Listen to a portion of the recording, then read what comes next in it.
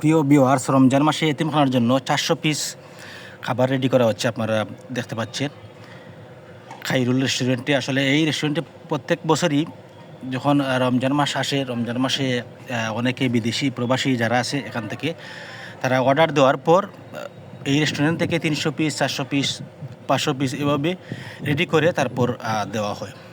গরিব দুঃখী যারা রোজাদার আছে তাদের জন্য বিশেষ করে এই ব্যবস্থাটা আর কি।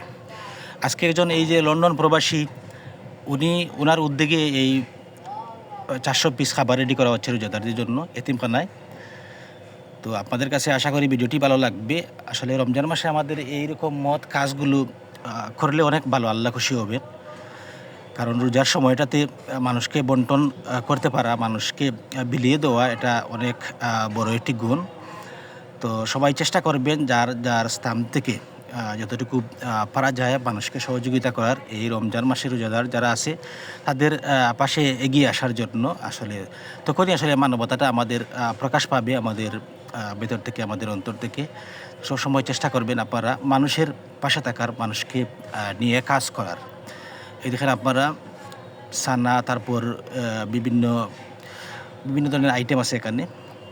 সব কিছু মিলিয়ে খুব সুন্দর রান্না হয় এখানে। বিশেষ করে এখানে এই যে খিচুড়ি, আখনি, বিশেষ করে এই রেস্টুরেন্টটায় অনেকে দেখা যায় যে ভোর 5টা থেকে মানুষ আসা শুরু করে শুধু খিচুড়ি খাওয়ার জন্য, বা আখনি এখান থেকে অন্যরকমভাবে হয়। এর জন্য বেশি মানুষ এই দোকানে আগ্রহী হয় কিছু জিনিস অর্ডার দিতে, বানাতে।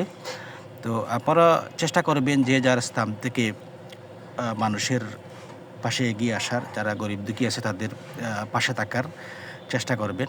দেখেন অনেক সুন্দরভাবে নাড়াচাড়া, তারপর আখনিটা কেমন সুন্দর হয়েছে দেখেন।